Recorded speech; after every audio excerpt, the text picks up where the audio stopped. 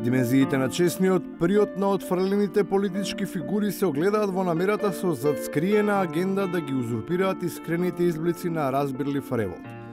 Не само наметнувајќи се себе си како предводници со цел да го остварат толку посакуваниот публицитет, туку и во обид како примарна, веројатно да испротежираат некоја концепција спротивна од детерминираната.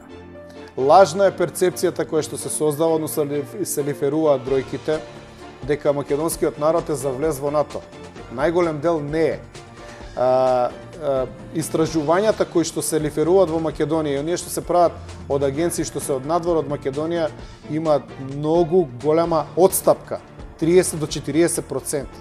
Ова мала слика е само одраз на големата приказна со која се оптоварува секојдневниот дискурс, за во неа не партиципираат само одметнатите, туку и активните членови на модернизираните раководства.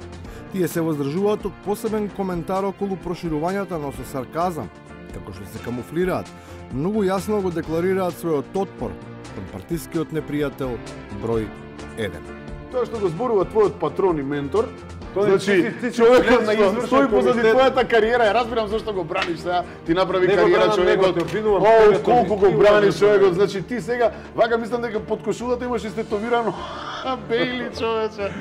Тетоважите се траен белек кој останува на кожата. Како такви, ама на душата се сметаат силните пророштва кои ја прогонуваат. А таква судбина и се заканува на Македонија со оглед дека незините влијателни аналитички чеда, иако без докажан успех во прогнозите, пак над неа гледаат темен облак и ја подготвуваат за проклетството што ја очекува. Македонија, ако стане членка на НАТО, ќе биде длабоко изфрустрирана, поделена и разединета држава со длабок анимозитет меѓу македонците внатре и меѓу етничките заедници. А ништо подобро не е ни надвор, ни таму нема што да бараме. Така барем тврдат оние што целиот живот го поминале во белиот свет, па сега со сето искуство што го имаат, дојдени во краткотрена визита, не баре страдалници кукаат од својот живот во ветената земја, убедувајќи не дека грешиме, што сме упатени кон западот.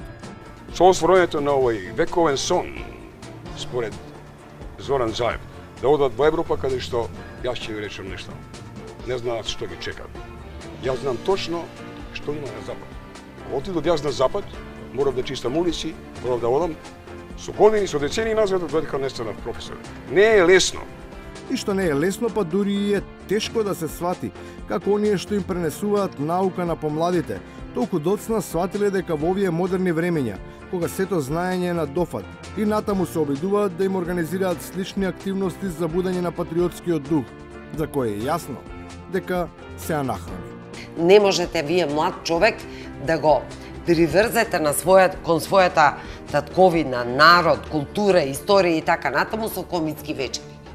И на крајот, за тоа кои се јунаците од кои вистински треба да го црпиме и одржуваме собствениот идентитет.